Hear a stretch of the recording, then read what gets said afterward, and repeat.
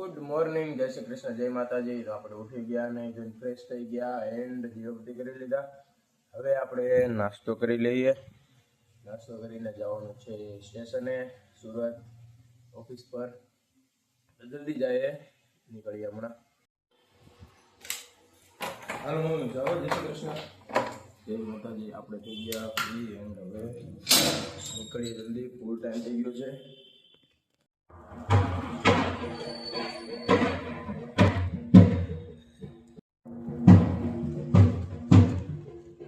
આજે કઈ કેવું છે? ના આજે ઓલા 46 આવ્યો છે ભાઈ. 46 ટ્રેન તો જરા કાપવાની હોય એમ કે ભાઈ કે બહુ લાંબુ થઈ જાય. કેવી ભાઈ ટ્રેન આવી ગઈ છે આપણી ને આપણા ધવલભાઈ આવી ગયા છે.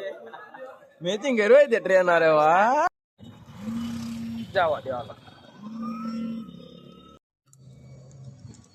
તો હું પહોંચી ગયો આપણી ઓફિસે એન્ડ હવે આપણે પહેલા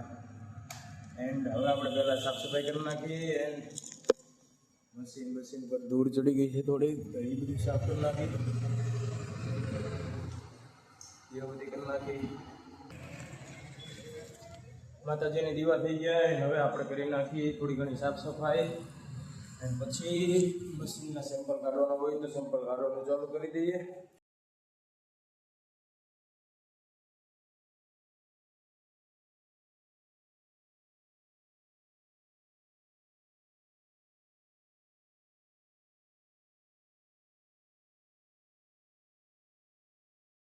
તો હું એન્ડ કાકા અમે આવી ગયા હતા ટેબલ જોવા માટે. તો એક બે જગ્યાએ ટેબલ જોવા નીકળ્યા. વાગી ગયા છે 1:30 બપોરના અને આપણે જમવાનું તો આજે બેનની ઘરે, એટલે આપણે આવી ગયા મોટા વરાછા વેદાંત સિટીમાં બેનની ઘરે જમવા.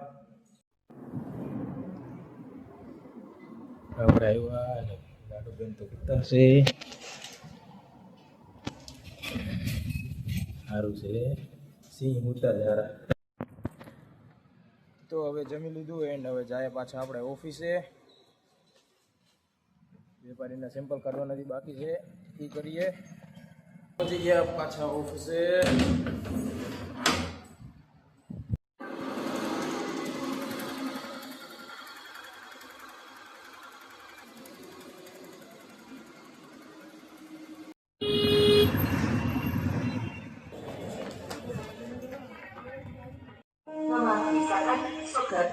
ભાઈ પહેલા જ પહોંચી ગયો છે અહીંયા, ને આપણે હવે ડાયરેક્ટ ગુજરાતી આવી છે અહીંયા.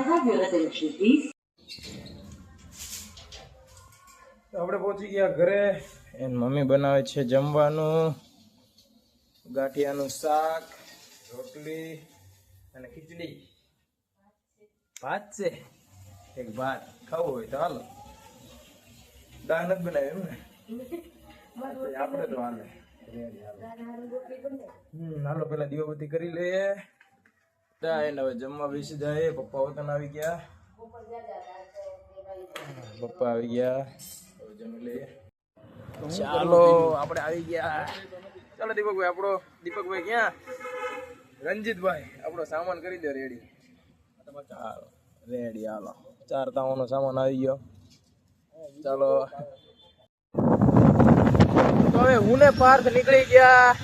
બીજા લોકો જ્યાં બેઠા છે ત્યાં જવા માટે સાઈડ બેઠા છે. તો આપણે જાય ત્યાં ઘડીક બેસીએ અને પછી આવી જાય ઘરે પાછા. એટલે આખો દિવસનો થાક ઉતરી જાય.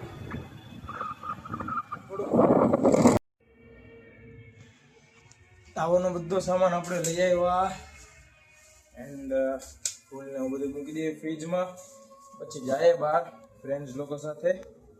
તો આપણે આવી ગયા ઘરે એન્ડ આપણે થઈ ગયું છે મોડું. હજી એડિટિંગ બાકી છે, તો જલ્દી એડિટિંગ પતાવીને સૂઈ જાય. ફૂલ નીંદર પણ આવે છે અને તાવાનો સામાન એ બધો આવી ગયો છે. એટલે કાલ સવારે ઉઠીને આપણે 6:30 મંદિરે તાવો કરવા જવાનું છે. તો જલ્દી અત્યારે સૂઈ જાય તો વહેલું ઉઠાશે, નકર પછી પાછું મોડું થઈ જશે તો મગજમાં રહે.